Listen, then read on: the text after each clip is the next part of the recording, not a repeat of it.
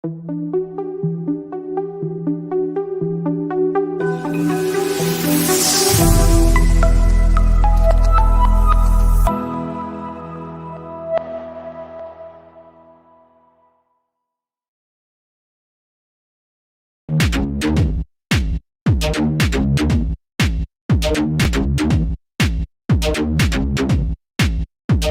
the things that make you unusual. I like the things that make you unique. I like the things that make you so different and outside of popular belief. Popular belief.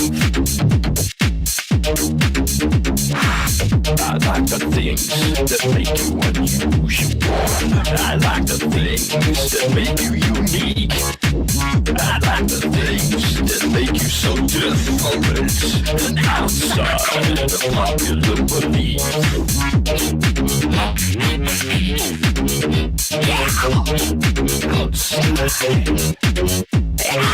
I said you're unusual, so unique and wonderful. I said you're unusual, so freaky and divine. Popular belief. Unusual. Unusual. Be a freak. Be a freak. No matter who you are, be a freak. One of a kind, be a star.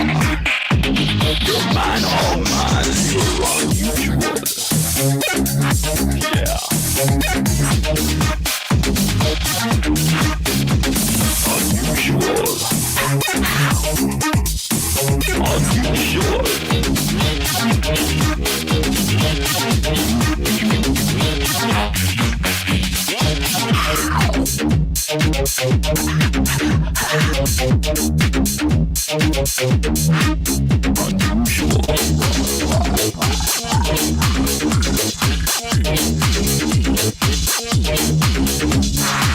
I like the things that make you unusual. I like the things that make you unique. I like the things that make you so different.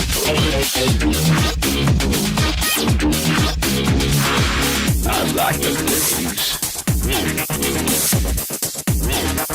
that make you unusual.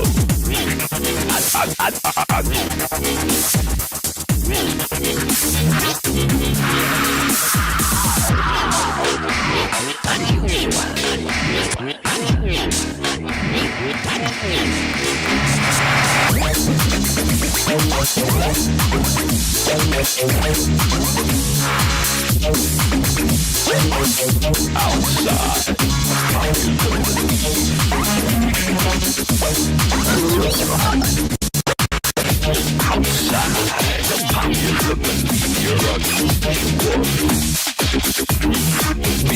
Be a freak. Be a star. Be a freak. No matter who you are, be a freak. Be a star, one of a kind. Be a freak. Be a freak. Be a freak. No matter who you are. Be unusual.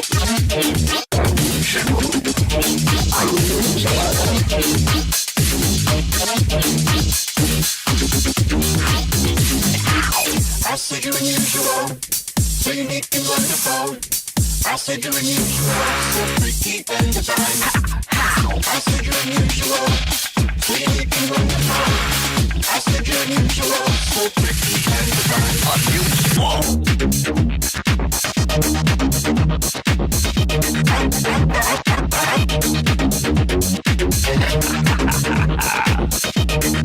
One of a kind.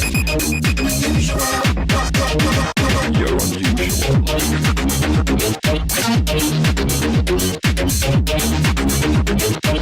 I said you're unusual.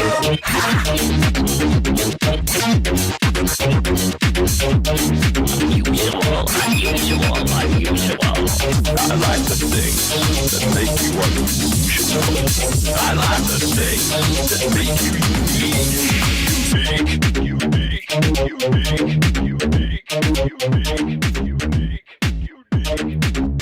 I like the things that make you so different. All right, I'm going to start throwing the music down here a little bit so we just watch the Oh, visuals. that's a real favorite. Thanks. Yeah, I'm gonna. The visuals still go for a couple of minutes. I'm gonna leave it going. But welcome to the Fool's Journey, a spectacular episode of the Fool's Journey tonight. That's why I'm leaving the graphics up, but make it more spectacular. Well, yeah, it is in a way. It's the end of the current road. You know, we've like come to a conclusion on the journey. It's kind of bittersweet in a way, but really exciting. And I'm so stoked. We're gonna do the entire suit of swords. We're not gonna do the court cards for either suits, and we're also gonna do the pentacles, the discs, and we'll do from aces to tens, and we'll end up on the 10 of pentacles. So I'm pretty stoked about that, although that may take some time. I'm kind of guessing an hour for each one of them, but we'll just see how long it rolls and where it goes. It's the Fool's Journey, like you said. It's kind of coming to the end, but it's also coming to the beginning. We got lots of cool stuff planned after. So I see Mickey Grand out there. What's up, Mickey? Yeah, Jilly. Hey, Jilly and Mom. Yeah.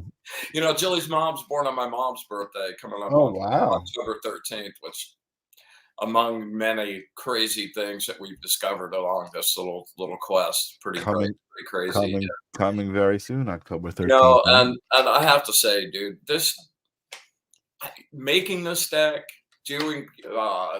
putting it out there for 10 years, and then finally coming to a place here where the deck got printed the way I'd always fantasized about it being printed, and you know, seeing this little show come to fruition. Like, it's a complete tutorial, a basic tutorial, but a tutorial on the tarot. And if you go show by show, really learn your stuff and pick up on it, like at the end of that, you're gonna be a pretty good reader. So it's been really exciting to go on the journey.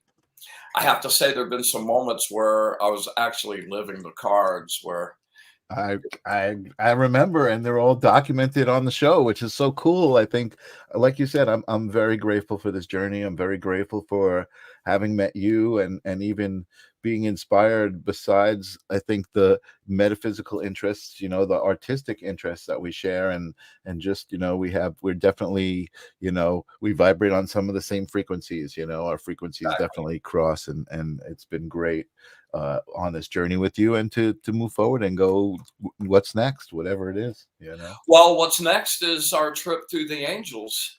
We're going to be living with 72 angels of the name of God. So, and I got to tell you, man, I've been in those zones here in the last couple of months, and it's beautiful, awesome. Amazing energy, and the readings are crazy and over the top. And, you know, I think we've pretty much done the tarot deck and the angel deck. It's not like those are two separate things. Like, we go all the way away from that. The angel deck was designed to work in tandem with the tarot deck, and for each of those cards, you know, there's a corresponding tarot card. Right. It really becomes a full little system. So right. Awesome. We should incorporate actual readings at the end of each show, you know. Well, I want to incorporate readings all through the show and make more about that, and involving people doing some readings and stuff and asking questions, and it'll be really good. Awesome. Or it'll suck, either way, but we're going to give it a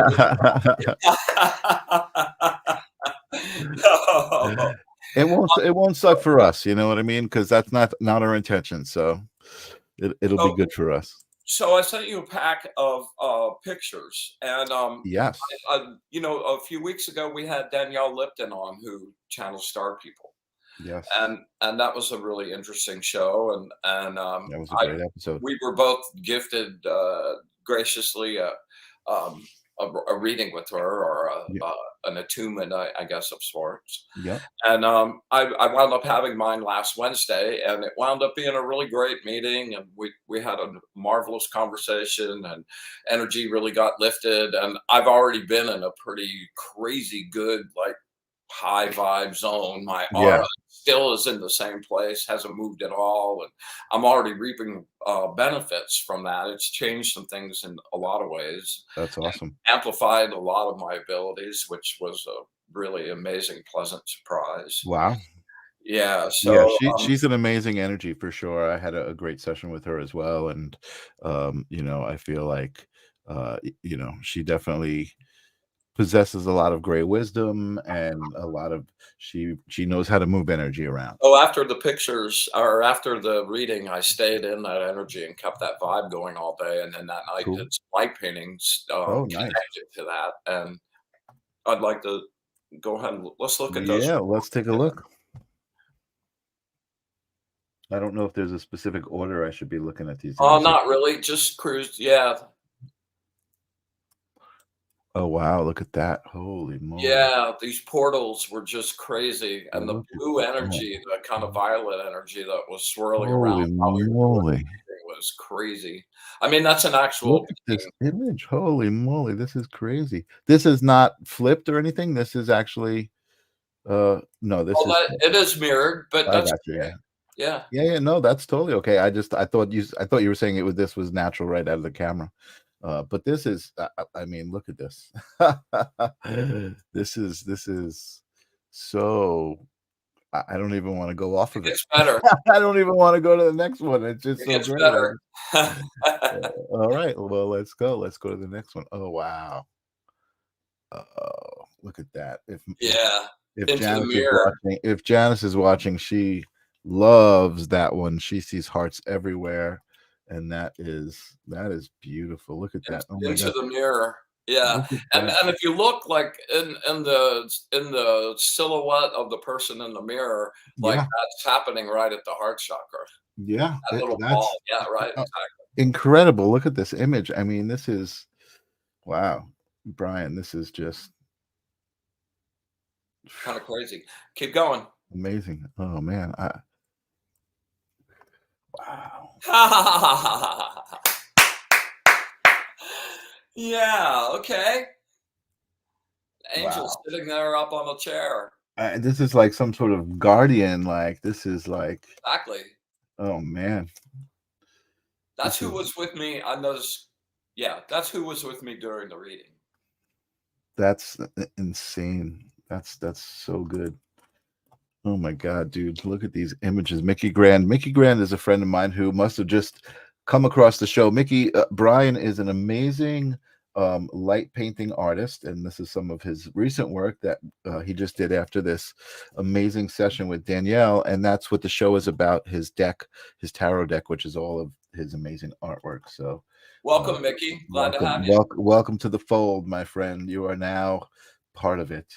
RJ, welcome too. I'm happy to see you. I hope it's interesting. Yes, yes. And then we see Debbie is out there too saying hello. Yes, these are fabulous. Yeah, people chime in. If you guys chime in the chat, helps the algorithm, helps the show grow. If you subscribe to the show, it helps the show grow. This is the way of the future, where people connect to their communities. And Bryan is certainly an amazing leader to have in a community, and an amazing energy to have. Mickey Grand is saying very talented. Yes, he is insanely talented. And Robert RJ is from the Q for You podcast is saying he's always finding these interesting. That's why we're here. That's why we do this. So thank you. Awesome. This one's pretty crazy. Yeah, this one is beautiful. This is freaking amazing. Let's go. We got 3 more, I think, here. So yeah, look at that. Holy moly. There's all sorts of like entities happening in these. Yeah. Keep going. Keep going. Yeah, this is amazing. You were certainly visited. There you go. Look Crazy. at that. Give that a gander. Yeah, that's amazing. Look at And the is person this sitting a down at the new bottom. a new tool you're using to create the light, or is this something similar we've seen? Because it seems like almost it's got a more holographic kind of No, feel not to it. really. It's just a cheap little dime store flashy thing. That what, and that's also so incredible. Like you just take the simplest stuff and Transformative. I think that's the last one. Yeah, that's the last one. The next one is Yeah, that one's pretty amazing. wow. Yeah, this is phenomenal stuff, man. These are great. And Robert sees a nice dragon head in the middle. I can certainly see that for sure. These are some powerful, powerful images. Well, thank you for sharing. Those are some great images. I was really happy with those. I couldn't wait to share them with you. I just got through processing. Beautiful. Beautiful. Did you want to talk about Danielle's reading at all on the show, or did you want to tell me later? Or I don't really. That was sort of personal. So okay, that's fine. Yeah. We'll talk a little. We'll talk later. Cool. So, do you have anything else? If not, we'll dive right in. You know what? I don't. I love how everyone sees something different. Yep. And the cool thing, and we've discussed this before, Robert, is you'll see something different every time you look at the card, depending on where you're at when you're looking at it. Exactly. It's And what part all, of the card yeah, you're focusing on. yeah. I think understanding, kind of taking away some of the mysticism about the cards and understanding their connection to energy, right? And that's the That's, basic yeah, underlying force of how they work. That I think is the most important thing here. And I think you hit it on the head. You see them different every time, and that's how you can pull a card and have a reading. And it's always I'm still, after tens of thousands of readings over 12 years with those cards, I'm still seeing new stuff. Amazing. So, it really is so much. They become little doorways into much huger worlds, which is really amazing. All right, so let's dive in. We're going to take on the swords today. Okay. Oh, my screen just went blank for a second.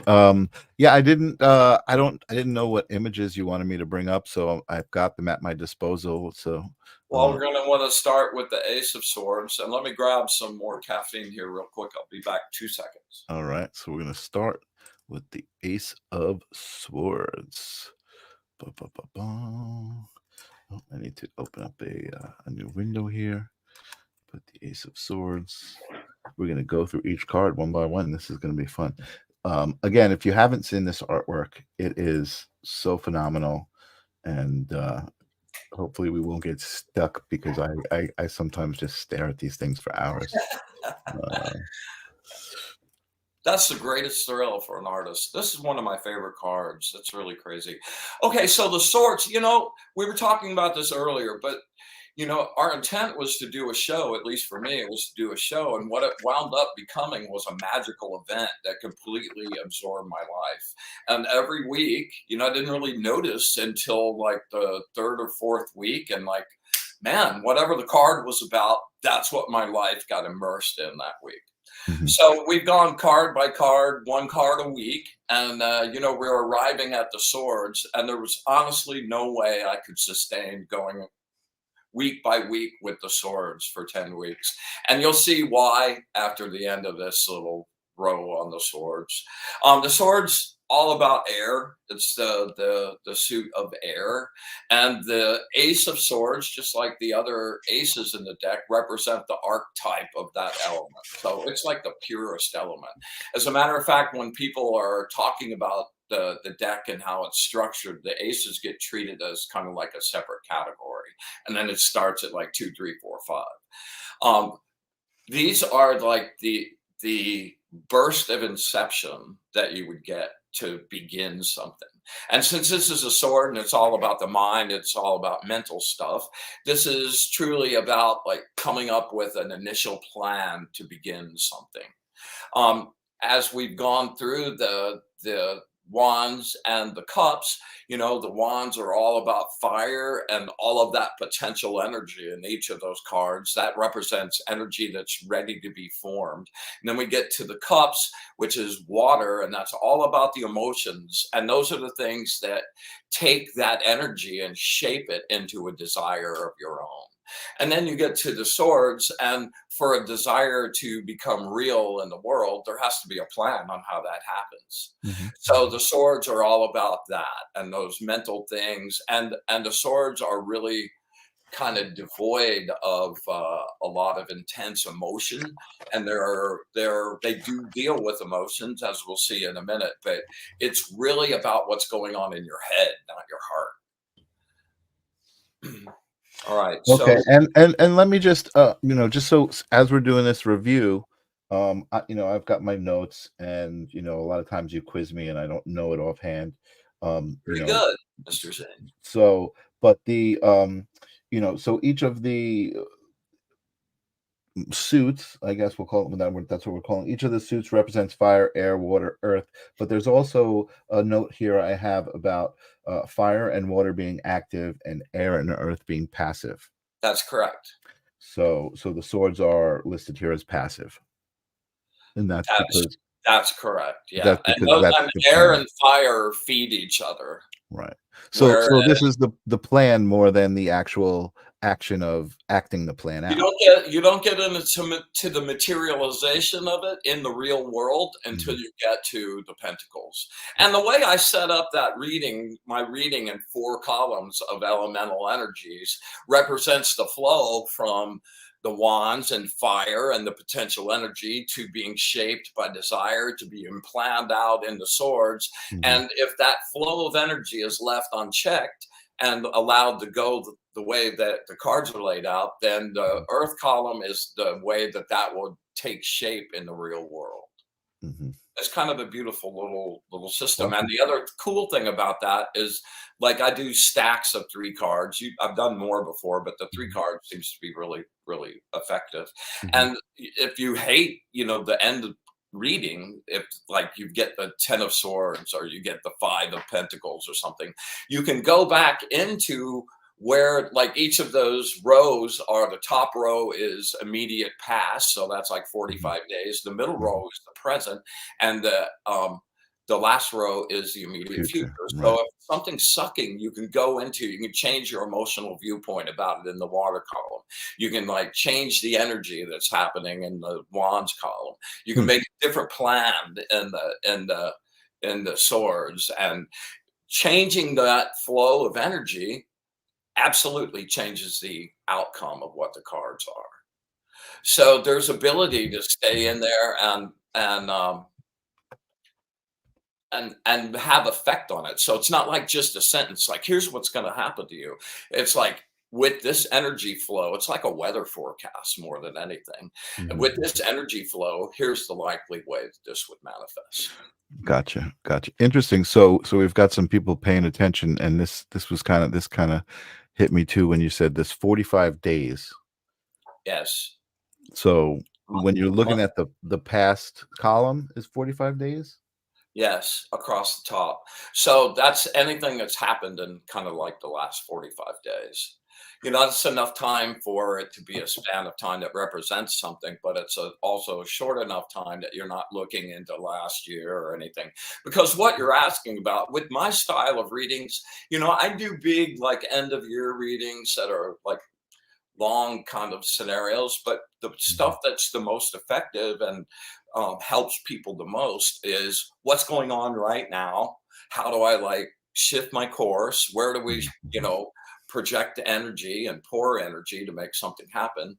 And, those are always changing. Just like you look at the weather map and you see the lows and highs and the way those move around, they're always swirling depending on where the pressure is. It's the same way with energy. Yeah. Mickey says a lot has happened in the last 45 days. It's a lot happens every day. It's true. It's that this is the whole idea of energy flowing and constantly changing, and why everything's different. And Mickey, thank you. Mickey said he was ducking out for a second to find a friend who would love this. Thank you for sharing, Mickey. Appreciate Awesome. Thank you, Mickey. Yeah. So the sword is about the Ace of Swords is, now that you've decided you're going to do this thing, this is the burst of energy that gives you the plans, the initial plans, the original idea on, like, how do we make this happen? And it's the beginning of the structure that will take place in order for the desire to manifest in the real world. Okay, great. Awesome. Why don't you blow up those keywords there for just a second? Burst of Inception is my take away my notes right there. Exactitude, acuity, a triumph. I don't know this next word. Fecundity? I'm not sure what that word is right there. Fecundity. Fertility. Yeah, I can't. Prosperity. Can you blow it up bigger? I can't read right now. Oh, I don't remember what that one is. it is. Oh, yeah. It's just it's being precise in an over-the-top way. The big words usually represent the positive aspect of the cards, and Okay. the smaller words represent secondary aspects or negative aspects. I got you. So these words are the positive, and these are secondary aspects. Great, awesome. And that's again just for folks who are catching up and seeing what this show is about. Each card, there's all of these different divinity systems represented on the cards. And Bryan, the whole show goes over all of those different aspects of each card, besides the amazing artwork that we look at. So if you're kind of just getting into tarot, it's a great deck because each card kind of has like some clues about what it represents. Yeah. Right on the card.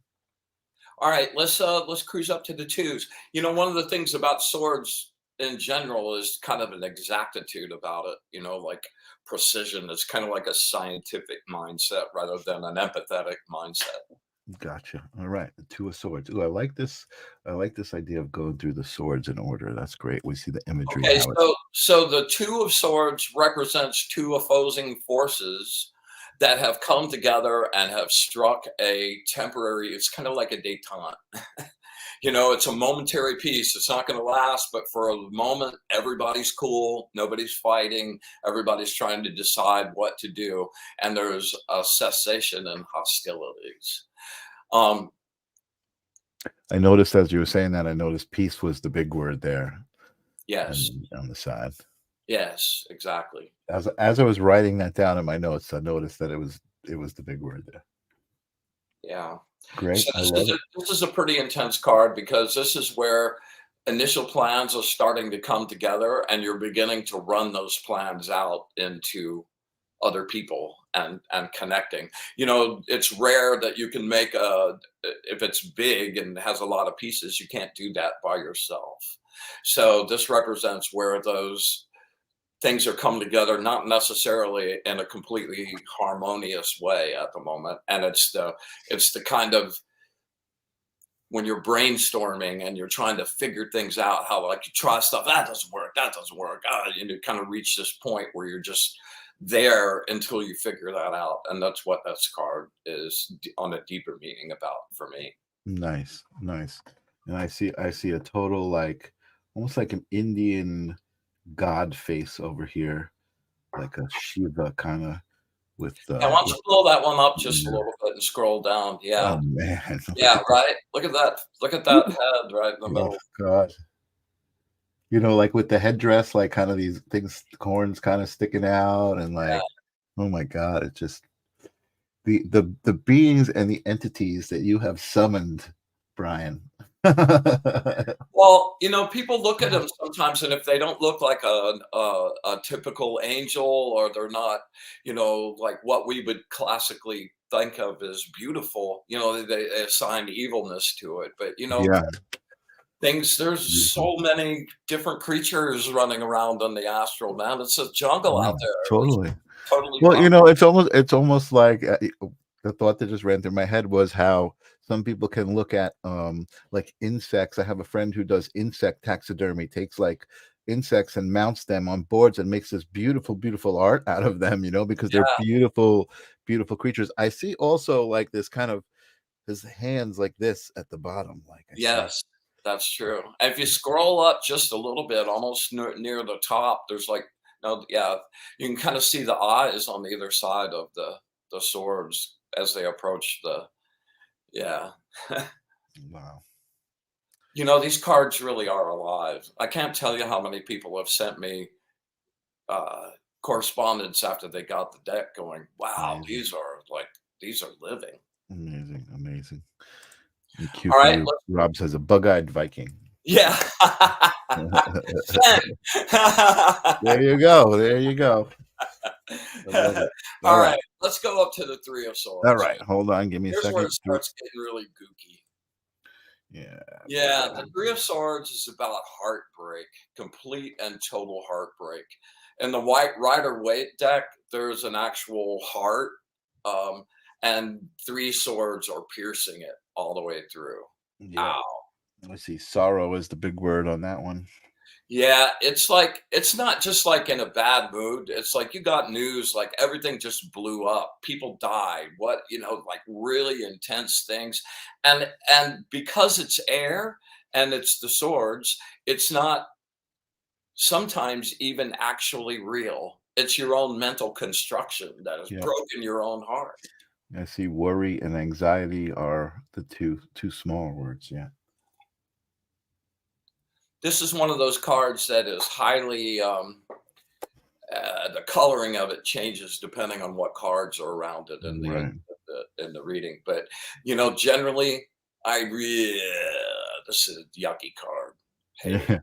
I'm hearing the Halloween theme. Yeah, And seeing these. there it is. Yeah, it's Yeah. crazy that all these images like formed in incense smoke. I didn't Photoshop anything. I cut the photos in half and flipped Right. them over, That's it. Yeah. but I didn't like sculpt any of the eyes or move the smoke around or anything else. It all just happened out of really charged up, energetic smoke. Yeah. Yeah. But I think, I think as an artist, like I've never really been too interested in like there's some cool smoke photos, you know what I mean? But I think specifically your approach is what actually summons those things into being, you know what I mean? It's like it's part of your process. And Well, it's, charging up incense with your real energy and yeah. giving it the same kind of juice you would take to like move something, or it gives it that's fuel for them to actually materialize. And loading that smoke is infinitely programmable. So if you're loading into the incense that like you want that to congeal into whatever shape they come into, and you've provided all of this energy for them to actually use, all I have to do is show up and go, and there it is. Yeah, it's amazing. And Rob says, is that where bad news comes in threes comes from? I don't think so. That's the because it's the three, but I don't think so. Good news comes in threes too, though. That's right. That's right. So But Mickey's got a question. Oh no, go ahead, Rob. I'm sorry, Brian. Go ahead. no, I was just going to say that bad things come in threes kind of scenario. One of the things, like you hear spells, like old witches spells and stuff, and they do it in threes. Over the years, I practiced with some of that stuff and just experimented. So now I've come to the conclusion that because most of us have our minds in such a shambles, and it's not controlled at all. Like we've got all these billions of thoughts going through our mind relating to whatever kind of input we're reacting emotionally, getting all these things, thinking our own things up. And yeah, wow, just lost my train of freaking thought. Oh, dude. sorry. I know sometimes throwing that's terrible. comments up on the screen can do that, but this is a good question. And the things running in threes. Yes. So Yes, all right. and now, like you realize that your subconscious is where the energy comes from, and that's where the real magic like bursts from. So if you had a hot temper, if you're always upset about something, if everything pisses you off, it's like you're out in the world and your subconscious reacts to every emotional little wah that you have, your life would be a shambles, like you're really mad at them. Oh, I want to kill them. Or, you don't really mean that, but in the heat of the moment, you're saying that, and if your subconscious reacted to that, it'd be horrendous. So I think, at least for me, mine's trained to just tune me out. And when I really mean it and I really want it to happen, I do it 3 times. And it kind of like wakes everybody up. Oh, everybody, yeah, clock in. He's serious. Let's get going. So I think that's a really good aspect of the threes. But that whole, like, absolutely. Three is also the first number of materialization. That's Right. also where things come together to make Right. form for the first time. Three is a pretty significant number, It's and the in number of three. numerology too, right? It Yeah. is. So I want to get back to Mickey, who was asking a good question about decks of tarot cards. Does each deck have a similar meaning, just a different design? And I'm going to answer that, and then you could expand on that. Um, there are different kinds of cards, and in tarot decks, yes, each card has a specific significance. The artwork is just a different representation of whoever's created that deck. And that's how the system of tarot works. I believe for angel decks, is that similar because each angel has a No, that's a significance? No. system I use the structure of the Thoth tarot deck to do it because trying to come up with my own system would just Okay, be overwhelming. but I And would the say tarot is something that's thousands of years old. right, So there right, are specific meanings that like have collective conscious meaning behind them. right, And that's a really good place for a lot of people to start and right, come in right. there. Right. And I think so oracle decks are decks that I think are more open to interpretation and not so specific, right? They're like That's correct.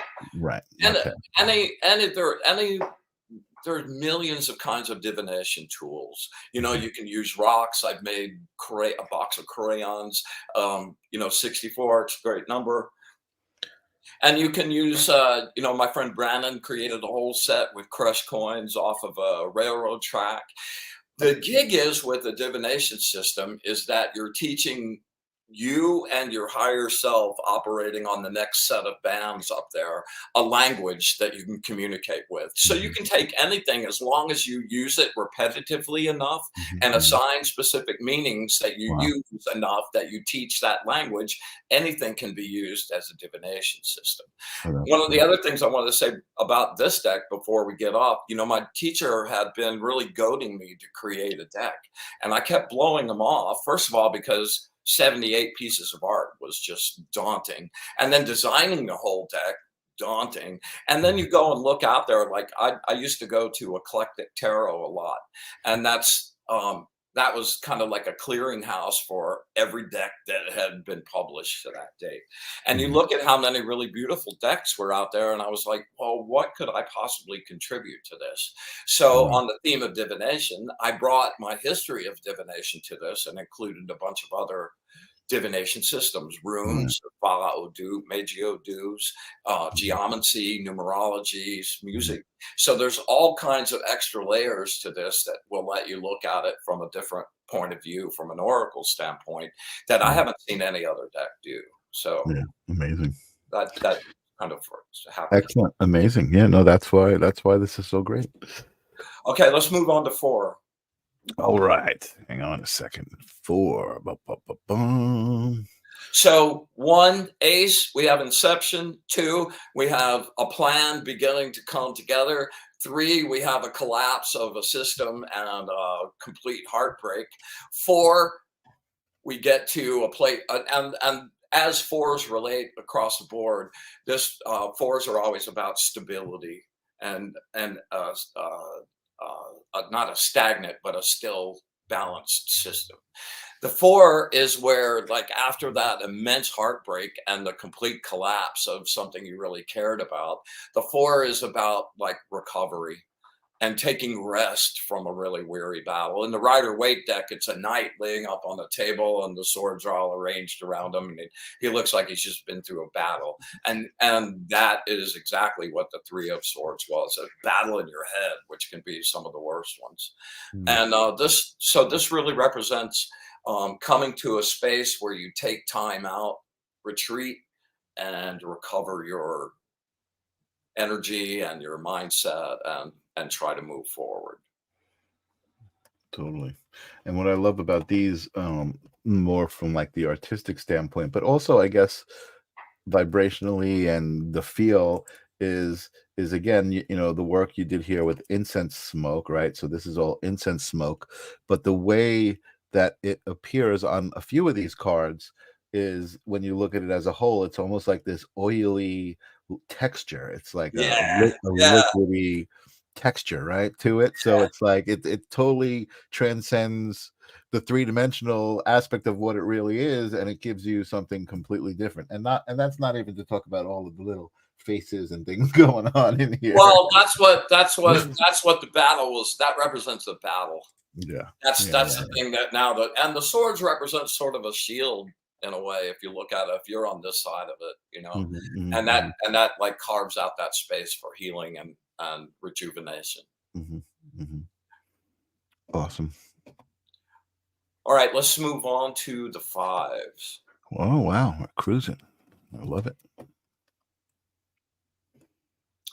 Nice. So the fives across the board, where the four represented stability, this is where that stability gets blown up and goes into flux again.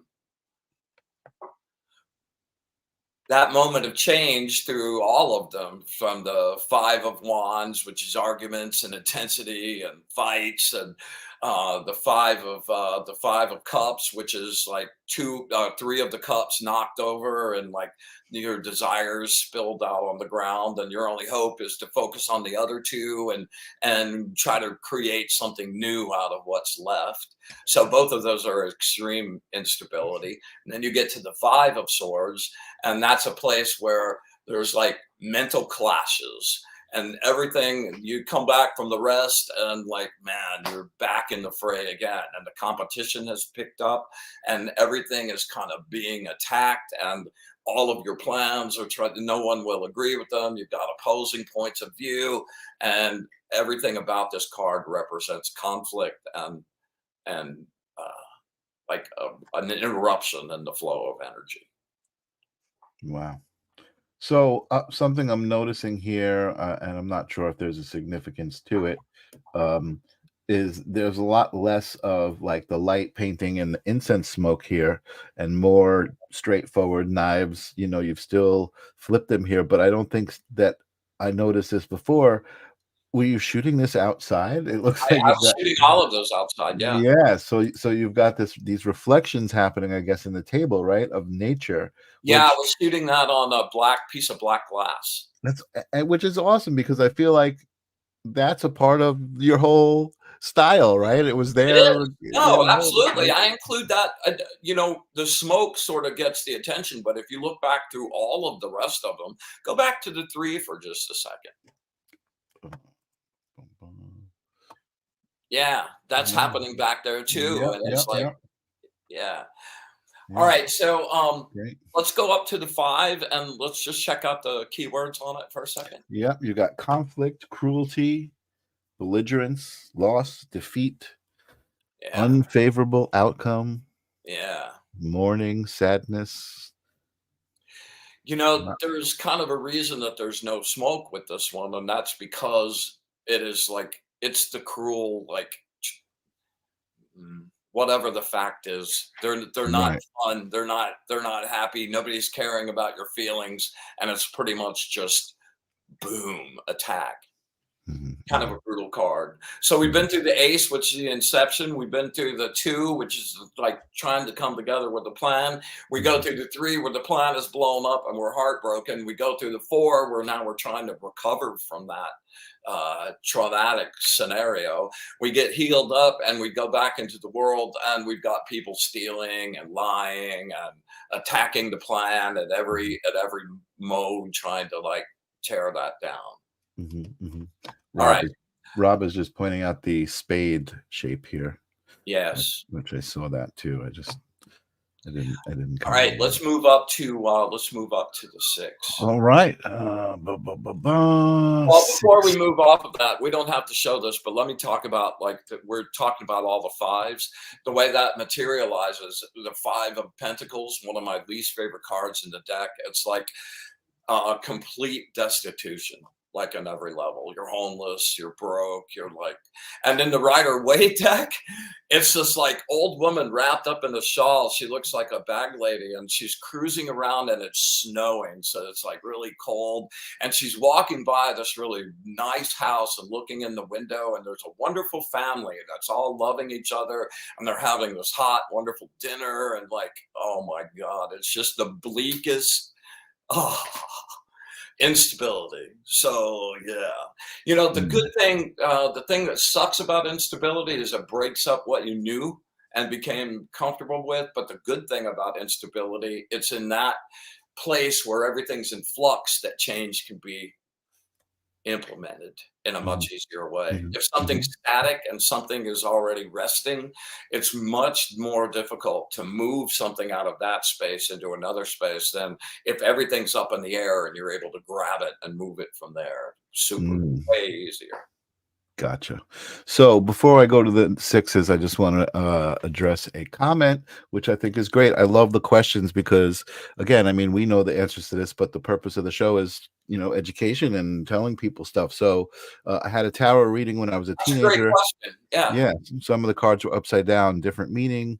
You can wait till the end to answer. No, we're answering now. So what's the No, those are, yeah, those I don't read with inverses.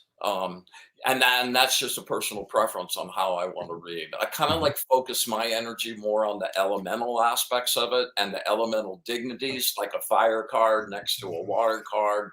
And those become kind of like that scenario for me. So just as a personal preference, I don't really use inverses, but that's up to So every that, I don't think there's a right or wrong answer for that. right, right. So, and I love that answer, Brian. I think that's a great answer. Is that depending on the reader and how they're interpreting, how they've made their relationship with the cards. You said that earlier. You create your own kind of relationship and language, and I think that's an aspect to it. And I wanted to talk about the thing that you do, which is how certain cards might affect other cards that they're either next to or something like that. You know what I That's mean? exactly right. Yeah. Yes. So I think that's great. Awesome. Great question, Mickey. All right, so now let's go to the Six of Swords. Boom. Oh, beautiful. Look at that one. Yeah, the Six of Swords is kind of coming out of that way dark intensity. And what this card represents is that wherever you've been getting your sustenance, wherever you've been going for your food, whether that's money or relationship or anything else, that time has come to an end. And usually, and depending on what cards are around it, that could be rather quickly. It might have already happened, or it could be like, here's the warning, man, get your grip together and get ready I to like go. this. Yeah, I like this card. And that sounds kind of like a really screwed up moment, but the truth behind this card is that whatever this is saying it needs to change really does need to change. Like Yeah. you let it out, and it's so hard to move sometimes off of something to something you don't know. But this card is like about the eureka moment where you have this, there it is. Oh my God, and you're off to another destination where there's food for you, and Yeah. there's a way to sustain yourself there. I And need to I need to pull this card soon.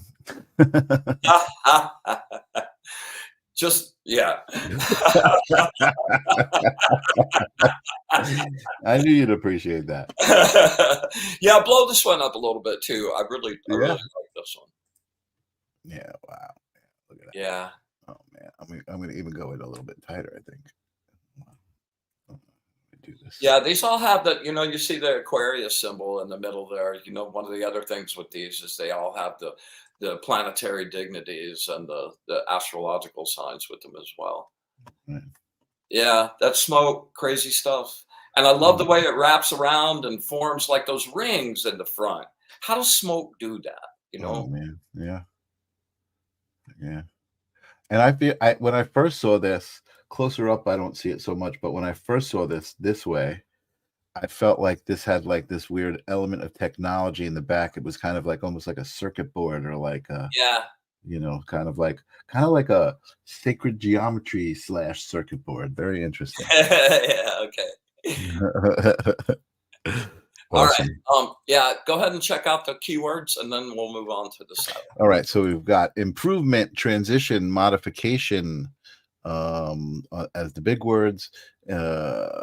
Expedient, the door opens. I like that one. Obstacles are removed. I like that one as Yeah. well. Yeah, that definitely need to pull me a Six of Swords. It's not like the Fool where you're wandering off into an unknown with faith that everything's going to be really good. This is really where you have the idea, you know what to do. You're not like at a loss. Like going to change sometimes, if you don't know what you could Mhm, change to, it's just like mhm, diving mhm. into the empty blackness without knowing whether there's rocks down there or water, Right. you know? Is this, would you say, confidence would be a good word associated with this card? I don't know the confidence. I guess there would be an element to confidence, but it's more um, a flash of inspiration. Inspiring. I was just gonna say inspiring confidence. Nice, nice, nice, nice. Yeah. All right, let's move Excellent. on to number 7. Nice. I love it. All right. 7 of Swords. Boom. Ooh. Wow. Look at that. Yeah, this sword is a beast. God, this So sword is. it seems like they're going back and forth. So now we're back to like kind of like a negative instability, dishonor. That's true. Well, and as you go down, okay, let's go back just a second for the sixes. Okay. That 6 is about like finding new places, right, and a new idea. Hmm. If you go to the 6 of Wands, the 6 of Wands represents stability after all the fighting, and the 5 of Wands, and it's this moment where it's like, okay, it's kind of come together, and you're getting, it looks like success is possible. Then you Hmm. go to the 6 of Cups, and that's all about, wow, yeah, we're in love, and everything's great, and it's all like happiness and joy.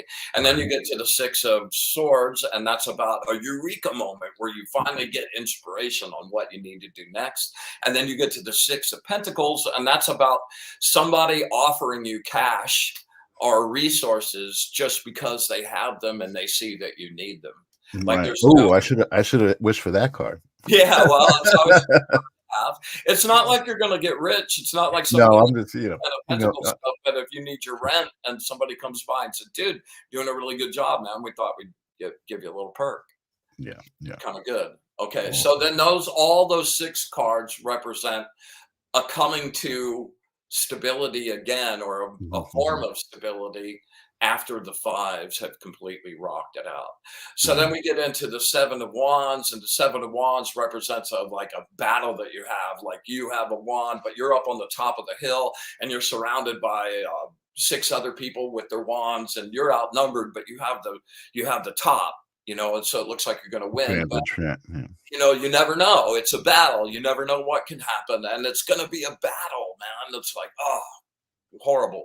So then you get over to the 7 of Cups, and like it's where you've been looking at all these options, and you think that everything's good, and like, oh, but as you start like focusing on each of those options, you realize that none of them are really there. They're kind of like vapors, or they're pieces of it, and Mhm. there's nothing really that you have passion for or really want to do. It's like, oh, maybe I could, maybe I should, but nothing that's like, yeah, that's it.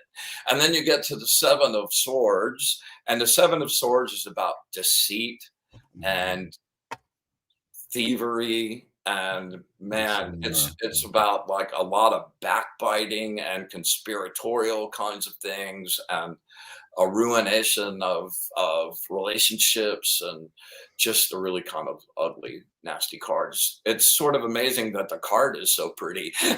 Yeah. The For jolt, being the such a mean. jolt of shattered dreams. Well, one of my favorite decks shows like a tent at a fair, and everybody, there's a crowd like in the front. It's like a guy's like sneaking out of the back of the tent with a bunch of the swords, and that can be thievery of information, especially since that's a sword, like uh, deception to get information, using information to deceive and create a false pretense. It's a thick card. Yeah. You crazy children. Worry ahead here. But wait, it Right. gets better. Oh no. Beautiful, beautiful, beautiful And card. we need some heavy like dirge music to play with these. Yeah. Dun, Uh, that's funny. Let's see. I do have some music here we could put on in the background. No, I was just teasing. No, okay. All right. No music. All right. So Yeah. the 7 of Swords is the one you find in your back. Yeah, exactly. So then before we get off the sevens, then you go to the Seven of Pentacles, and that's one I know really well because that's the card that's associated with my destiny number. And it is a card that in many decks is called failure. And it doesn't really represent failure in totality, but it represents like having to do something many times before you figure out the way to succeed at it. And the secret to that card is to have resilience and stay focused on what you really want and have faith and belief that you're on the right path and can learn enough to make another pass at it and see. And sometimes that can be, a bunch of different times where something fails, but you go back into that experience and you learn from that and come back and try again. And the promise of that card is that if you keep doing it until you actually figure it out, the end result from that is huge. So that's really great, but the failures in between, not so fun. But a part of the fool's journey nonetheless, right? All right, let's move on up to the 8. All right, I'm going to move to the 8. We have another question from the audience, which I love, this active audience. And that's the 8. But the question from Mickey is, Bryan, what was the major influence enabling you to create these designs? I'm not exactly sure. The influences on it, I've never seen any other cards that look like this. I don't know anyone else that's used incense to form images. So the influence, I read with the Thoth Tarot deck for about 25 years. Mhm. And so that was kind of ingrained in how I understood the process of tarot. So I guess if there were influences, that would be like one of the major ones. And the artwork on the Thoth Tarot deck was done by this amazingly talented woman named Frida Harris. And to this day, I'm still just enamored with that work and how those went. As far as artistically, I didn't really have I wanted these to be totally unique and like nothing I'd ever seen. So, Right.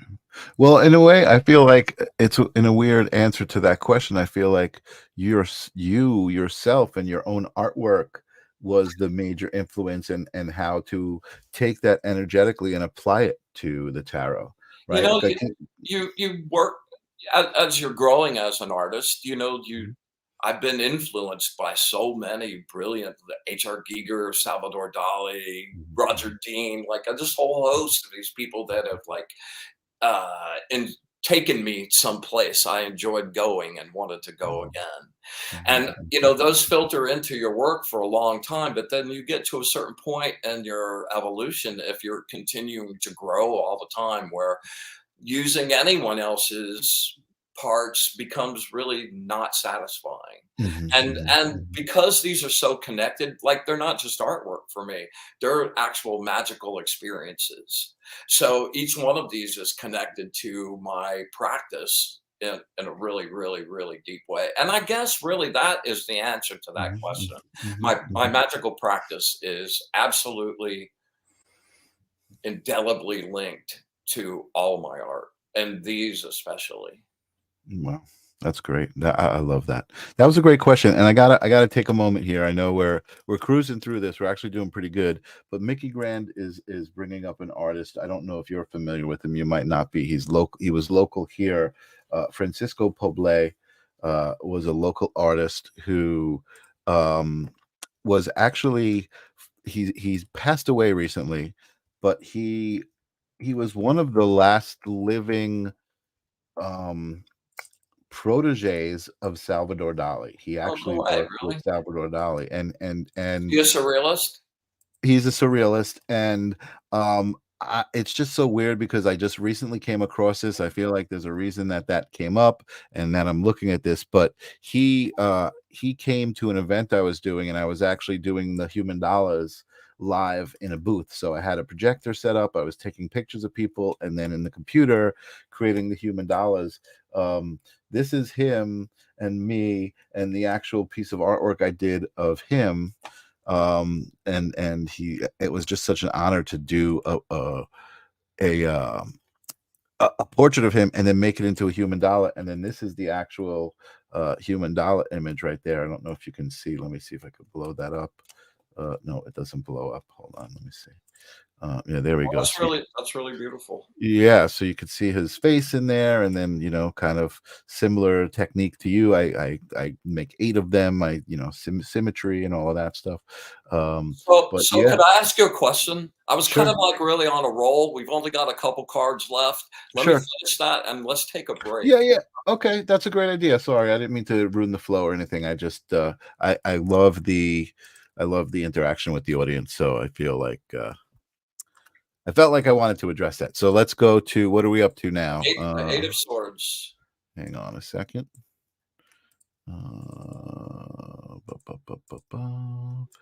8 of Swords. All right. Yeah, the Eight of Swords is kind of a wob card too, because it represents the swords represent like the jail bars. Like you've like worked yourself into this spot where it doesn't look like there's any other way out. And the only way you can look, and you're looking through the swords like you're trapped in there, is to like be asking for someone outside to let you out, and it seems like you're in this prison. But the crazy part about this card is that in fact you're not. It's only from that particular perspective and that point of view that Remember, you're in yeah. prison. And if you turn around in a bunch of the decks, I like it. If you turn around, like it's a king looking out over his balcony through this jail bars of swords, but as you look back behind him, the whole castle's open. All he has to do is turn around and go in a different direction.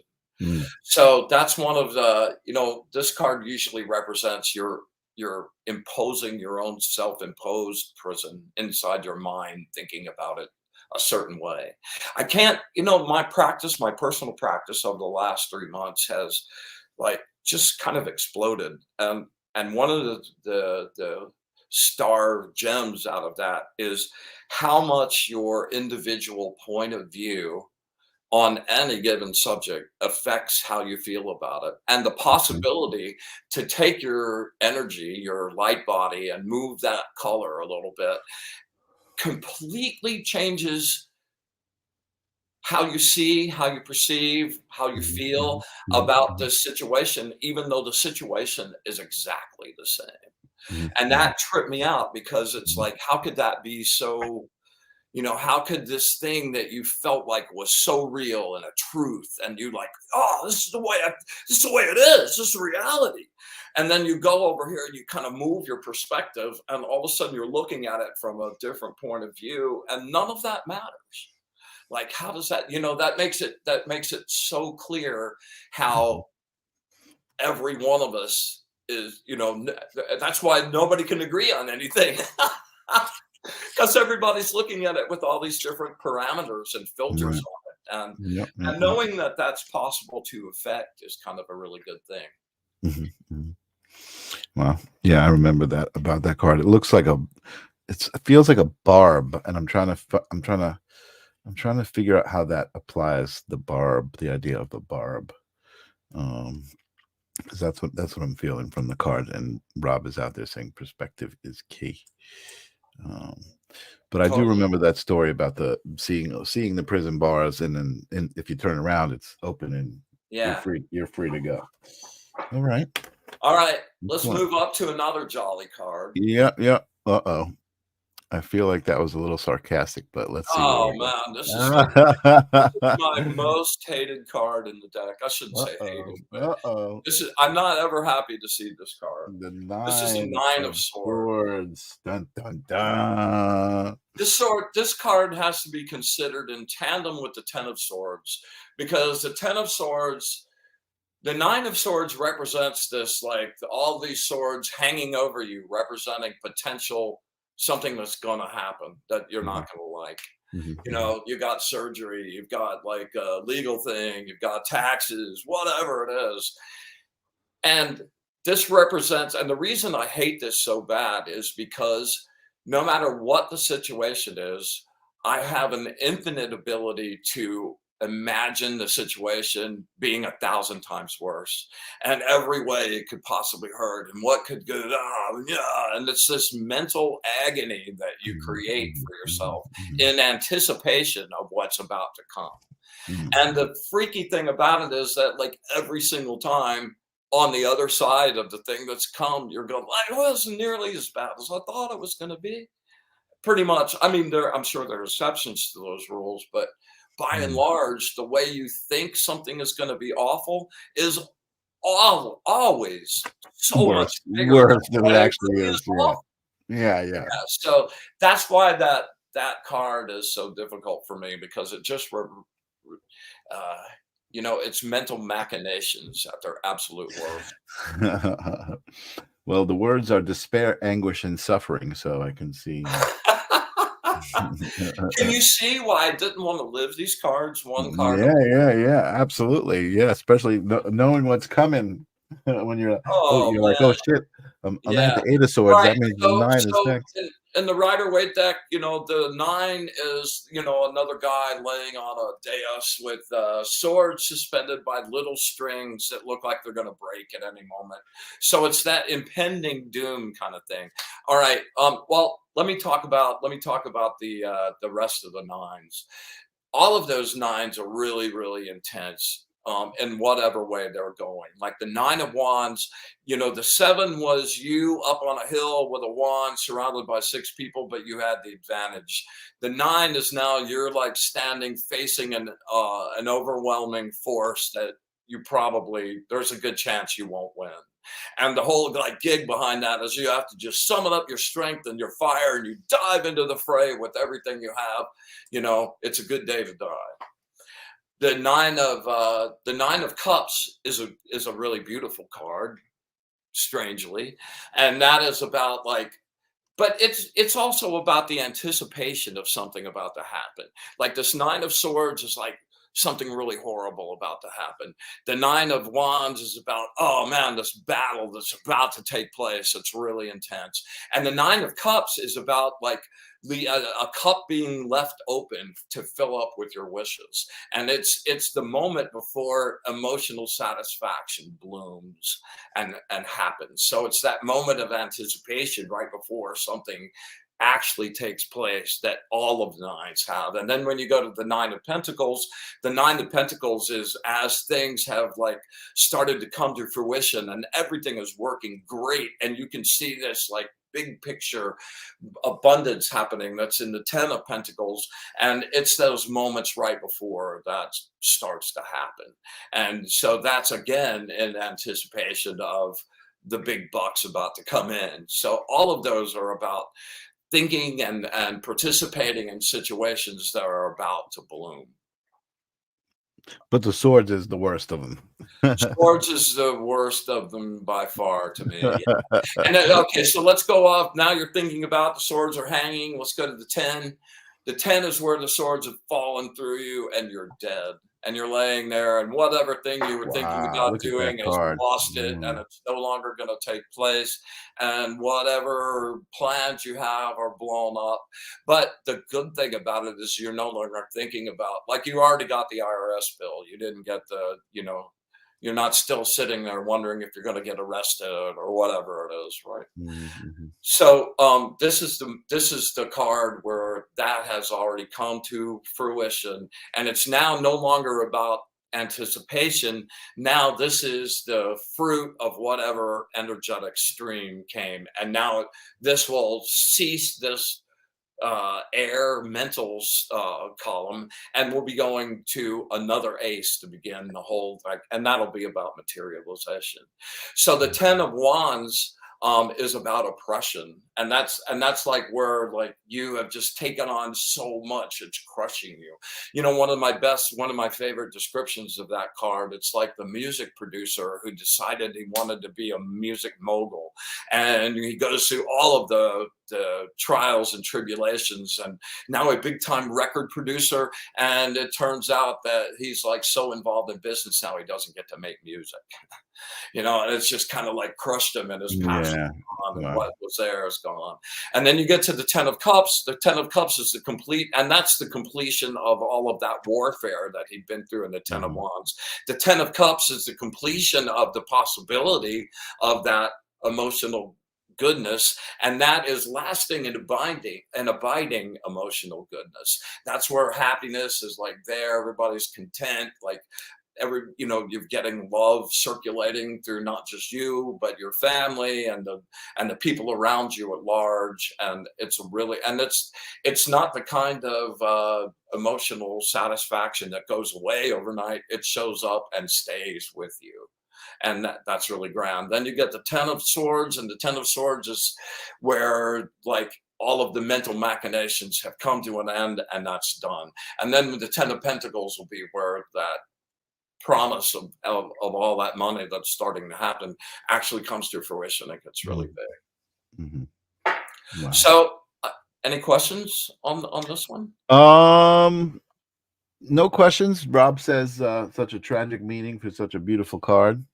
Yes. That is a really good looking design. That image is beautiful. Thank you.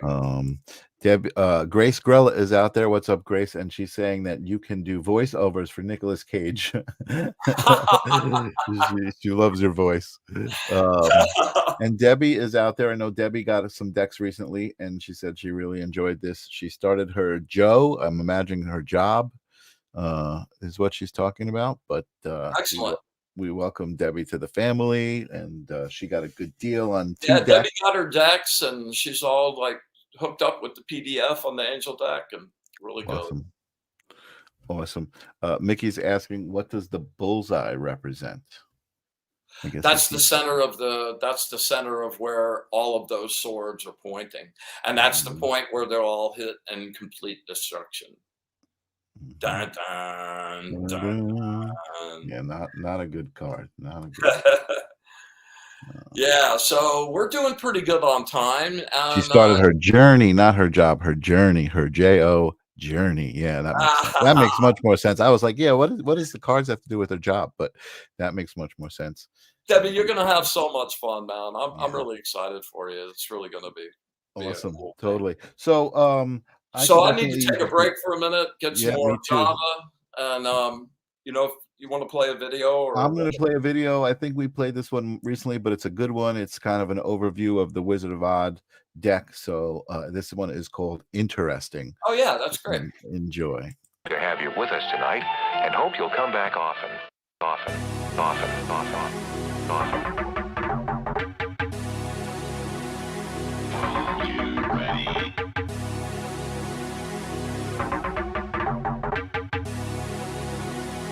you ready? Gentlemen, we have seen illusion and reality begin to overlap and fuse. The line between them begins to disappear. That was interesting. Each of you must distinguish for himself between the scenes of cold reality and those of pure illusion. Floating higher and higher. A wonderful feeling.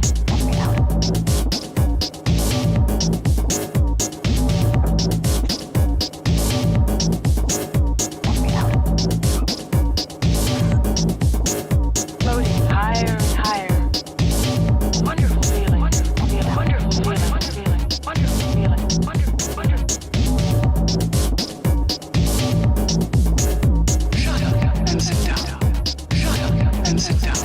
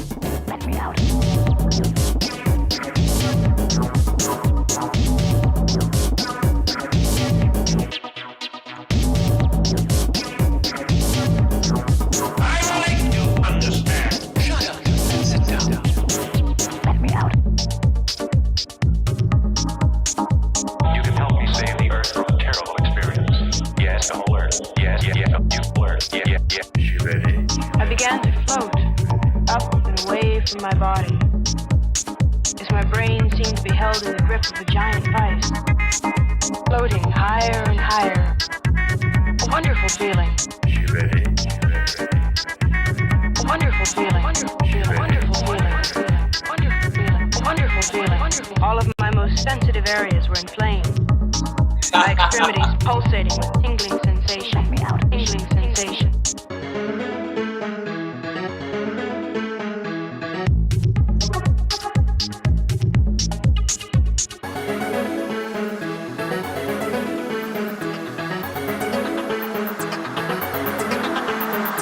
That was interesting. That was interesting. That was interesting. Pulling this one back out of the mix and welcoming people back before we lose anybody else. That was a nice break. That was interesting. Yeah. I love the part where the book pages go by, man. Oh my God. Yeah, that's a really fun section. I just love that we were able to incorporate everything about you into this show. That is awesome. And that was interesting. Thank you, my brother. yeah, that was interesting. So, you have a lot of your human dollar things that I've seen, and that one was really cool, but it was like so far away that we couldn't really get into it and see what was happening with that. Yeah, I wasn't. You got another couple you could show? Not really super handy. Let me see if I can find one really quick. I've been doing some. There's a new one that I've been working on. Let me show that one. Hold on, Hugh. Come on. Here we go. New green Steph human dollar. Do I have the original image of this one? I want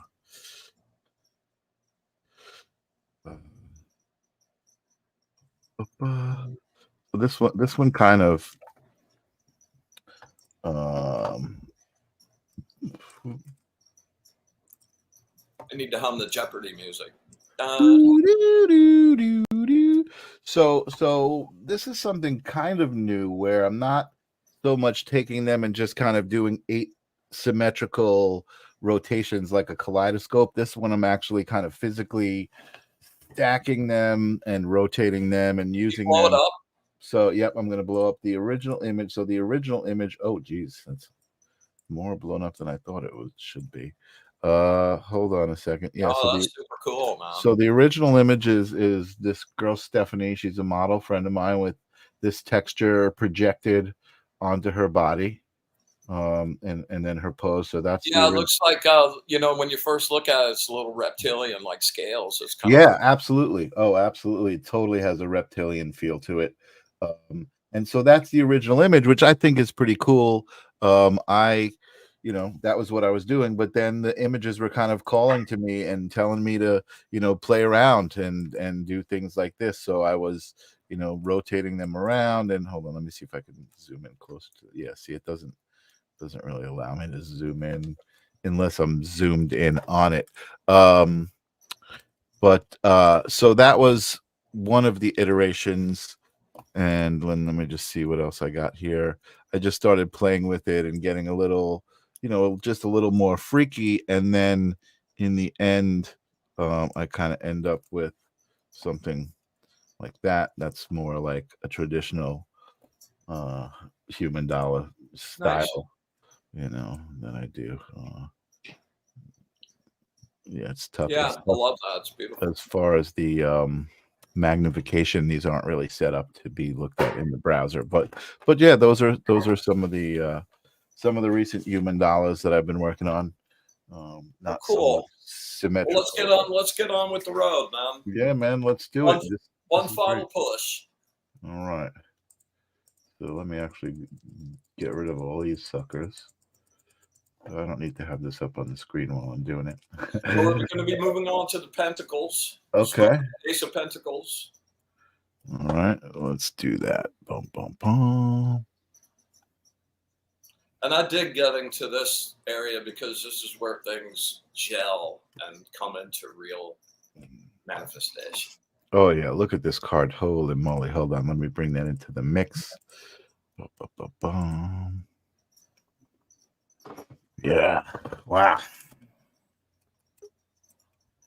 Yeah. I mean, that's like it's exploding. I mean, dude, it's like that atom of like. Yeah, this is it. This is like the Big Bang. Exactly. So this is the Ace of Pentacles, what you call the discs in your. That's correct. Pentacles just kind of interchangeable depending on what deck you. And then I noticed when I was doing when I was putting together the artwork, I noticed they were referred to as coins also. Some people refer to them that. If you'll notice, all of mine are spheres, though, which is the disc spinning. Surprise! All right, so this is where the initial burst of like the business starts to take place. You've moved into offices. You've got some employees. You've got some business, and things are about to take off. So let's move to number 2. All right. Wow. Going right through these, huh? Well, we could be here for a week. Well, listen, we want people to get their money's worth, even though they didn't pay anything. It's like 2 of discs, versatility, adaptation, change. So the two of discs is really cool because it's two opposite things that come together in an operating system, in a working operating system. That's the juggler in the Rider-Waite deck, and it's like this 8 he's like juggling these 2 balls and an infinity symbol. This represents to me the energy that it's taken now from that initial inception of the ace to now move into actually making that happen. And this is where the actual physical part of it starts to really take place. Mm-hmm. Mm-hmm. Almost like the cell splitting. Yeah, I see those 2 things. It's 2 like electrodes that are like next to each other, and it's this burst of those energies that are flowing together, connecting through it. Yeah, I can see that. It's kind of like that thing I was talking about, 2 things coming together that like amplify and become a third thing. And that's really a theme, right, throughout the 2s. No? Yes.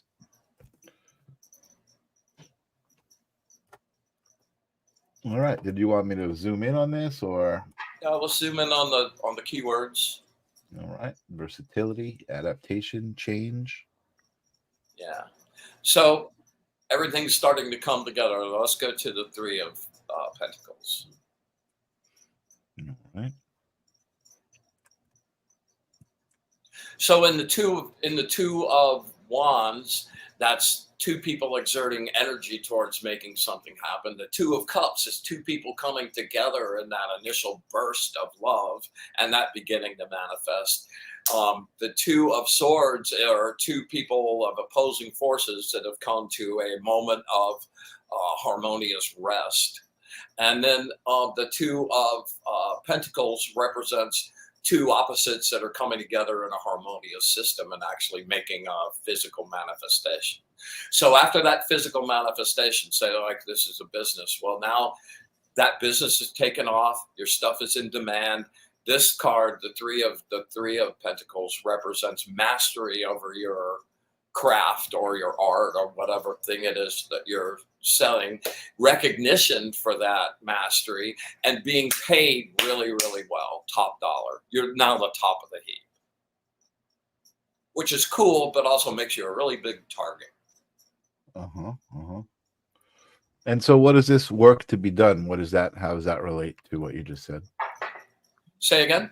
Work to be done is the big keyword right here. Yeah, that you're taking off. It's a scenario. It's an idea that now has begun to explode, and the work to be done is to be able to continue the innovation and moving it ahead, and not just stagnate in the place that it is right at the moment. Understanding that everything is always temporary and going by like really fast. Nothing lasts forever. So the great part of this is you develop this really big idea. bad part about this is that people are starting to look at that and maybe start to snip away at it. You know how the way that rolls. So this is a really great card for recognizing where you've been and the mastery over the level of place that you've been. But there's always a higher road to go. And as you get better and you get closer to the top, the competition gets more and more intense, especially in the real world. You know, we live in the real world. It's a jungle. You know, it's not civilized at all. And then Definitely not. So very interesting. Just side note on this card. Recently, I had an experience. I was can we doing zoom that, in on this, or is it? yeah. I was doing that class that I was telling you about, and we are set up with partners to do our homework and do some exercises with. And one of the women, the woman that I was set up with, has a friend who is actually the keeper of Max the Crystal Skull. So I don't know if you're familiar with the crystal skulls. Yeah.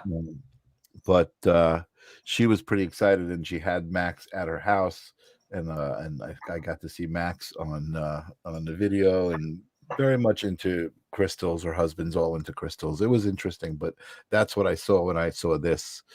I saw the big cranium here and the two eyes, and that the large sphere in the background is kind of like the guy like standing there in the Da Vinci pose, actually. Yes, I do see that. Yep, right. Wow, yeah, look at that. And the light coming from that, like that's his light that lit this whole thing up. And Wow.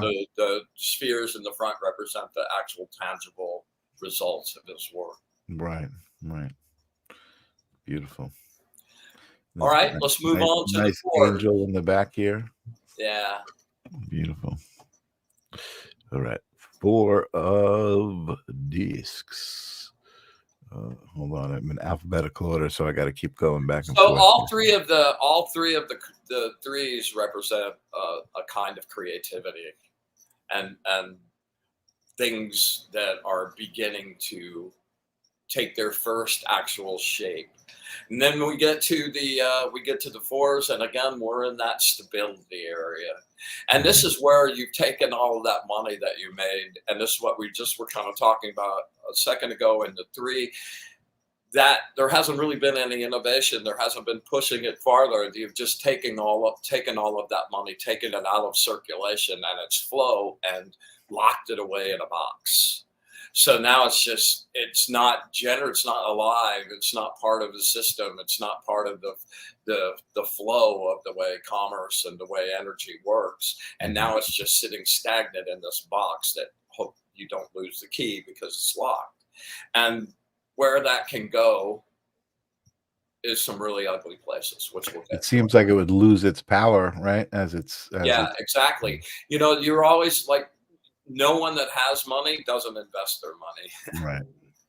And it's part of that system that makes that grow. And when you take it out of that, it loses its life and just becomes something that then stays around as long as it can until it decays. Let's blow that one up a little bit. Yeah, and I love the introduction of the colors in this one. These colors are great. Yeah. And the 4 elements. Yeah, that's beautiful. Resources, ownership, assets, cleaving to that which one has. Legacy. It's not really necessarily a bad card, but this card is a warning to take care with how you're doing this, or else it's not going to grow. It's going to wither. Mm-hmm. And that can represent money, but that can also represent property or any kind of like thing that's in the physical world. Assets, right? Assets. Yeah. I'm using a business model just because that makes sense going through the entire sequence, but right. To anything that's in the physical real world. Right. I got you. All right. Let's see. All right. Let's move her up to the 5s. Nice. So from the stability of the 4 again. Oh, sorry. I went to the swords. I meant to go to the 5 of discs. There we go. Yeah. Wow. This is the 5 of Pentacles that just represents, like, you didn't play it smart in the 4. completely blew it. And like it all went away. Now the competition has already started copying your designs, doing it a lot cheaper. All that revenue isn't even staying the same. It's going away, and you haven't like spent any time to replace that. So now like the whole thing is blown up. And this is that card I was talking about where the woman is walking around outside in the snow. Right. Yeah, and looking inside at the dinner plate that everybody's getting to eat next to the fire in the beautiful, warm, comfortable house while she's freezing to death. Right. Kind of really not a particularly happy card. Yes, we've got loss, lack, stress, strain, worry, destitution, trouble. Yeah. Yeah. So pretty much this card, there aren't a lot of good ways to color this other than once you've reached bottom, there's no way to go but up. Other than that, that's pretty much, you don't want to see this card. And do you remember that reading I did a few weeks ago? Yes, Dark Night of the Soul, indeed. And Grace, like about 4 or 5 weeks ago, I did a reading about something that was really intense for me. And I pulled the 3 of Swords, the 5 of Swords, the 9 of Swords, the 10 of Swords, and the 5 of Pentacles. Remember, I took a photograph of that. Yes, I do remember. Yeah. Oh my goodness! Talk about getting kicked in the solar plexus. That was really, really super intense. You know, those dark nights of the soul are necessary, though. You know, I can't emphasize enough how much you need to die in order to. It's crazy sometimes how you could look back at them and be like grateful, right? You could be like, totally. That sucked at the time, but but I'm so happy it happened. Well, that's the reason my happy little wave, my little bliss wave has been going, because I have just been pouring out my like unadulterated gratitude for it all, man. It has been amazing beyond words. And like what a great way to go through life, That's awesome. And pouring out love to the source without wanting anything. Right. Really and how long have you been in Sebring now?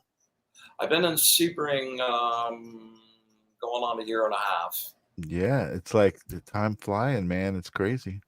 But I'm glad you found that place. It seems to really work. Awesome. All right, are we moving on to the? We are moving on. Yeah, let's do a quick close up on this one because it's got some kooky stuff in it, man. It's worth looking at. Okay. Yeah. Ooh. Yeah, that really goes right away. You start pulling out imagery. It's like the little discs inside the discs. Yeah. I love like when I see figures, and I think I mentioned this before, but like there's always like there's a lot of cultural things, as far as like costumes. Like sometimes it's Japanese shogun, sometimes it's like different cultures and like but like really striking imagery from the culture, Yeah. The little being in the middle of the sphere at the bottom. Oh, poor dude. But there's always hope. There's always light at the end of the tunnel if you don't give up. Yeah. I know that sounds hokey, but man, no, it's the truth though. It is the truth. Listen, you gotta believe. You gotta believe. All right. So you got to believe and do stuff. Yeah. Oh, yeah. No, you can't. Listen, just sitting there is never part of any good advice. Believe and do stuff. Yeah, you never want to just sit there, but you got to believe in order to inspire you to do the stuff, right? I mean, so all right, let's go to. All right, so let's motor on to the 6. Yeah, there we go. This is a really cool card, especially you're now destitute and you're walking by, man, you're like really bumming out about the whole like happy family having their dinner while you're dying, and you're sitting on the side of the road and somebody comes up and says, "Hey bro, looks like you need some dinner, man. Here's some bucks." And this is a card where somebody that can afford it, won't miss it, will come up and like gift you something, not as an exchange or any kind of contractual kind of scenario, but just like, hey, looks like you need it, here you go. Yeah. Grace is out there. She is responding. She is incredible. She's responding with music. Make It Happen, Mariah Carey. Yeah, there you go. She communicates with music. So every time when you're talking about stuff, songs come through, and they just like that's how her messages come through. That's awesome. I do love that that. I love that you're hanging out, Grace. Thanks. What's that? Yeah, I do that too. I'm always pulling out sign Yeah, words. Yeah, as that's answers. awesome. So I got gain, So surplus. I got you, Grace. Gratification, vigilance. I've just been writing down some keywords, just to. So this is also a card that just really represents success and something pleasant and good that comes your way. Yeah, let's blow this one up too. Awesome. This one's pretty fun as well.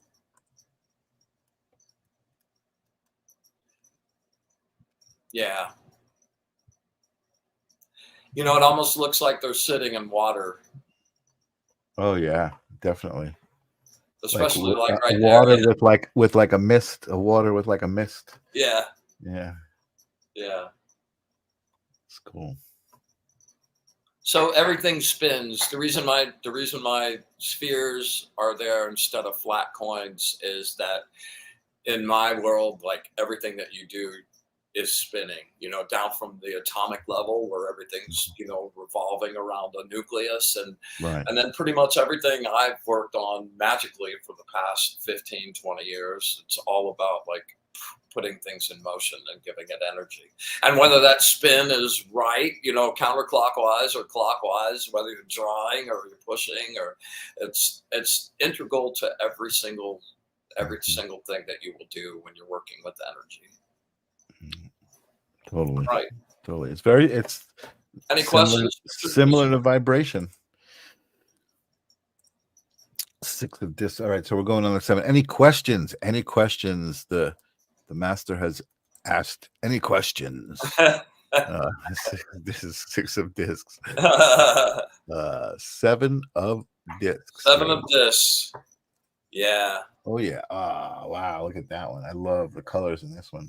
Yeah, and it's all gray and dingy like that because that's the failure card. But that's the one we were talking about. And each one of those spheres represents a time that you tried and were not able to make it. But as disappointing, nothing is more disappointing than something you worked on for a couple years that just like all of a sudden, boom, it's gone. Mm-hmm. And that's really hard to like let go of that and not just want to like do something else or, but this card represents that each one of those failures is a learning opportunity and part of the big picture school that you have to go through in order to learn how to really make this a success. And the being that's standing on the sphere in the center represents that like purification of your soul every time that you don't give in to failure and you get yourself up again and you bring your energy again to apply a new wave and bring all this learning that you have yet to have it happen again. And after all of those times that it happens, you've sustained and persevered and learned, and now like the rewards, that's the reason it's standing on that above those other spheres, is because the reward and the success for that after those failures is greatly amplified. No.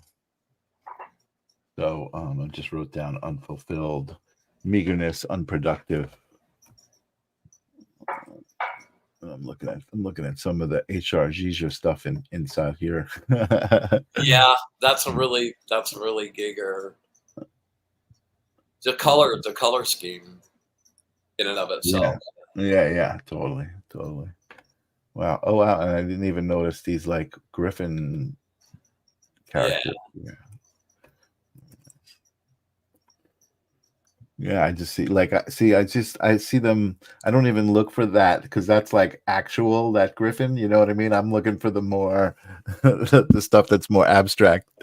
And now and Grace Grell is saying, I get knocked down, but I get up again. I get knocked down. So the 7 of Wands, that's that place after like the nice goodness that things kind of get thrown into flux again. The 7 of Wands, this guy on the hill with the wands, he has the advantage, but it's not certain that that's going to happen. The 7 of Cups, and that's that place where like all of those possibilities that you were looking at as real options turn out all to be just phantoms and mist, and nothing's real, and you're disillusioned with all of those choices. None of them really hold your passion or your desire to go after with balls to the wall kind of energy, so that you're Right. going after it in success. And then the Seven of Swords represents people that are like deceiving and then giving you false information, and actually sometimes physical theft and thievery. And then you get to the Seven of Swords, Seven of Pentacles, which is failure. After, and it's a success, huge success after many failures. So that whole seven range is a little intense. You notice that the odd numbers kind of have a bit of flux. They Bitterness. Yeah, they're a little bitter. well, it's not that they're bad, but they represent Right. transitional like Right. scenarios. Yeah. Where Yeah. the stability of the card before has been interrupted and is now in a state of instability. Yeah. Okay. Listen, there is no good, there is no bad, right? If we could deal with the tower, if we could get past the tower in any in as either the lightning or the tower, I think we're good. All right, so let's move on to the 8. Okay, I'm excited for this one. I love this. I love this one as far as the visual of it. Yeah, look at that. Yeah, the eight of Pentacles represents the Apprentice card. It's like after the whole like that you had this really great idea, you did really good, you got it stolen. Now it's like you're financially destitute. You got a little investment money to move forward. You tried 3 or 4 times, but you failed, and you finally figured out a new way to go. And now this represents like a master that has kind of like taken you on in that field and is there to show you the inside ropes. And you're not really getting paid a lot of money for this yet because you're learning your craft, but like you have the inside scoop to like being a badass at whatever you wanted to do. Okay. So yeah, this is a really hopeful card. I love this card a lot. Hopeful. I like that. Hopeful. And I love being an apprentice, man. I enjoy teaching. I love sharing what others have shared with me. But man, I am the quintessential student. I'm an apprentice. Absolutely. That's a really great space to be in because you're just sucking up information and you're getting these flows of being able to accomplish new things that like you never thought you were capable of. I like the whole idea of being a master, but still being able to put yourself into the perspective of being an apprentice because of the infinite nature of both of those things. If you consider, I don't consider myself a master. I consider myself a teacher, and I think that's what I meant. Yeah, I think if you fill yourself up with that, then leaving, the teacher always learns more than the students, and when you open yourself up to that, and I started this whole journey because I had an insatiable curiosity, this like burning desire to know and to experience and to like manifest these things that were going on inside my mind and my soul. And at that part of the journey has been like miraculous to me on so many levels, and that curiosity keeps me going. It's like, I've just like learned more in the last 3 months than I have in the last 5 years. That's amazing. It has really blown me up. It's like this funnel of information. You realize the more you learn, the more you don't know. But then when you do learn a piece, it like opens up exponentially. Like if that, then like, wow. And this whole like infinitely interesting. You could never, ever even imagine getting bored.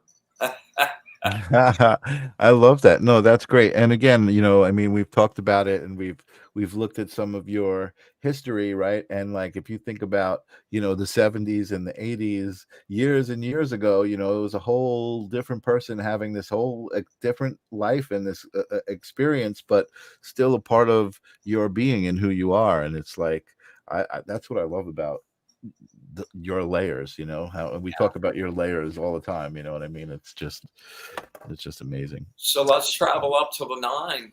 All right, we are getting there, huh? 9 of discs.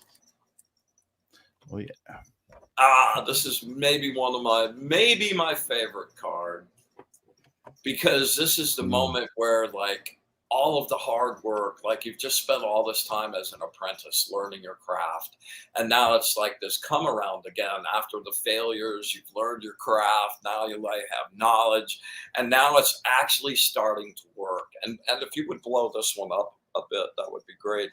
Yeah, I mean, The angels that are in those front spheres are just, yeah.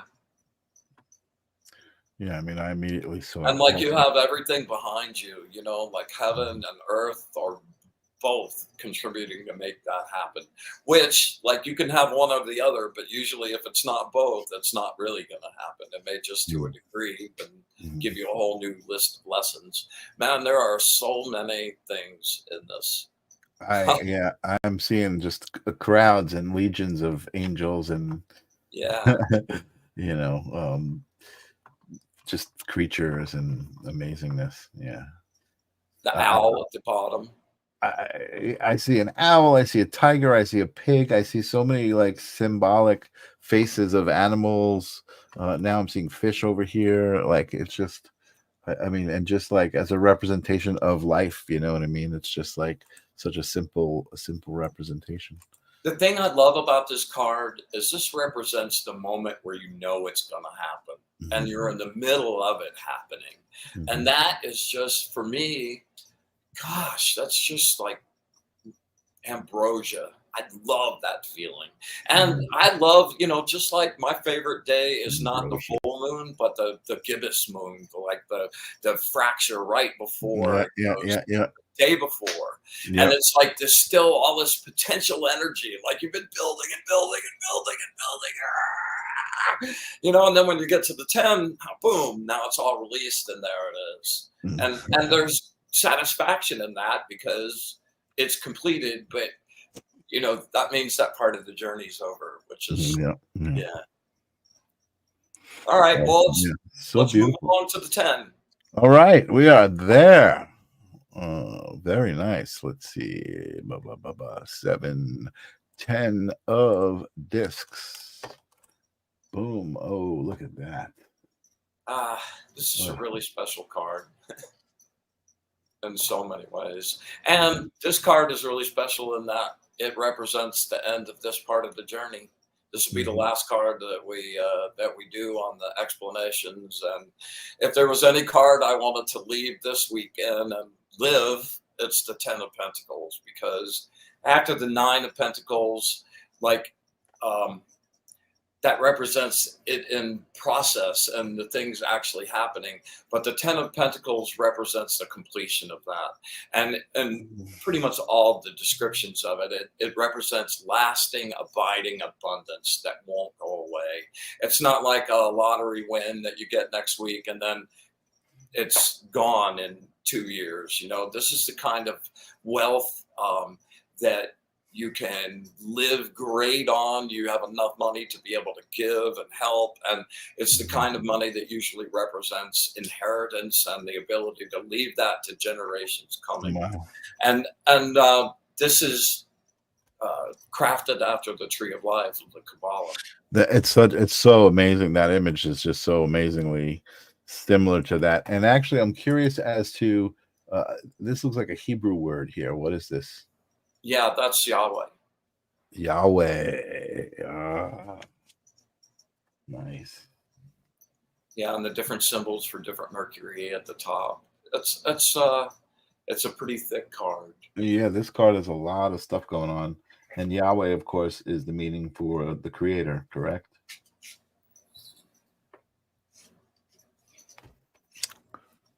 Did I get that correct? What do you got? What do you got there? Oh, look at that. Nice. Look at that. Towels available at Fine Art America. Wearing the 10 of Pentacles, man. Beautiful. Wrapping yourself in the 10 of Pentacles. And so Yahweh is means God, right? That's the creator. Yes. Yahweh? That's yes. Beautiful. Beautiful.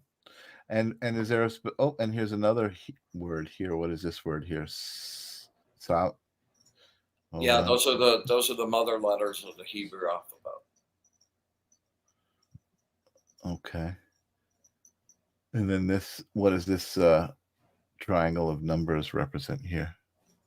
Which one are you looking at? Oh, sorry. There's a triangle of numbers on the orange sphere here. I can't zoom in anymore. It's 8642602, and there's little yuds. There's little Hebrew symbols next to the. Yeah, that's a word sequence that I did numerologically. Gotcha. Yeah, man. There's so Yeah, much so going this on is here. really, yeah. What a great place to leave it at, man. I'm really so grateful.